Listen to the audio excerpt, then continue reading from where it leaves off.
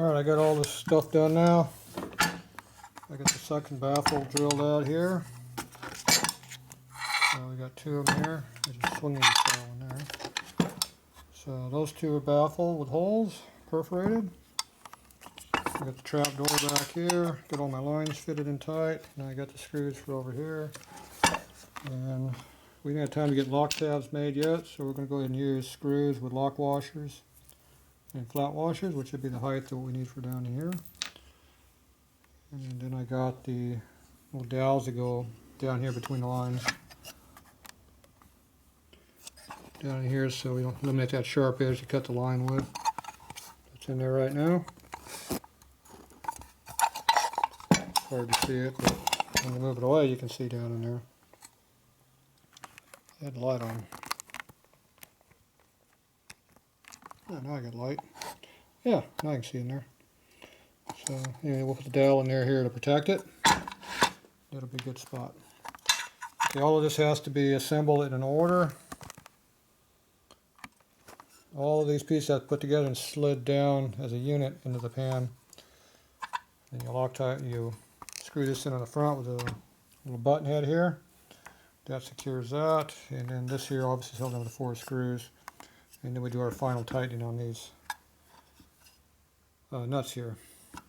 So that's how it has to be ordered. You cannot assemble this without doing it that way because all this has to slip down these grooves or channels here. So that way everything's dead. It's a dead fold. It cannot come apart unless it all comes apart. And obviously can't do that if the tranny's up here because stuff can't come out. So in the vehicle, what you could really lose is you might lose this and it just kind of flop around instead of being tightened up, but the hose would hold it in the area anyway. This here, the gasket here goes on here and holds it down so it won't come out either. So you pretty much make this thing so it can never fail on you.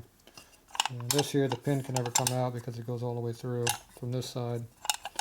So it have to be out to come apart. So everything is safety protected.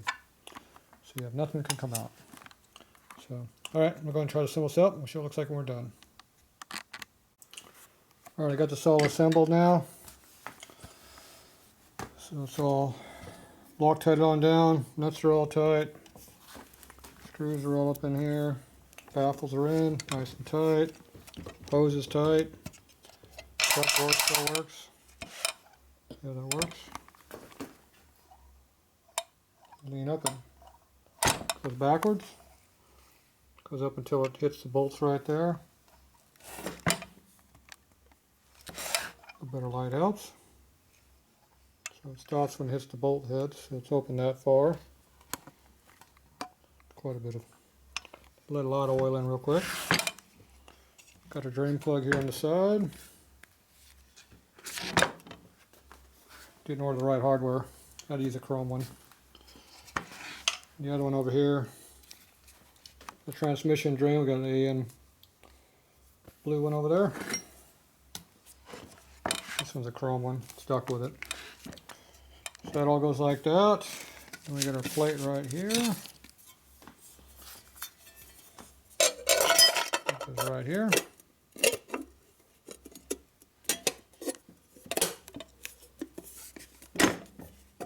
That'll be held in with the gasket. And that will seal in our cavity here for our oil pickup. So no matter how many wheelies you do, you can drive all day like that.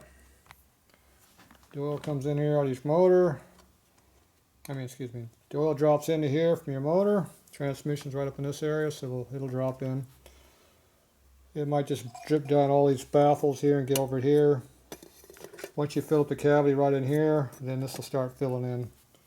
So it'll always have oil in your pickup, and it'll be sucking out of here, up out of this plug up here. So no way you can run out of oil. The only way you can run out of oil is in heavy braking for a long period of time, or doing a front wheel stand or something for about an hour. In which case the trap door would close right here, and the quart of oil or so that's stuck inside of here is all you're going to have to live with. So didn't measure how much that was, but it's probably a quart in there.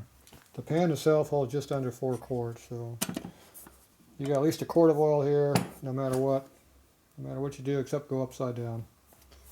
So even if you fall down on your bike and go sideways, you still got oil in there. But if you flip it upside down and drag across your handlebars, you'll run out of oil. But at that point, it probably doesn't matter. So anyway, that's how that all looks. We'll get up on the bike next, and we'll show you what it looks like on the bike.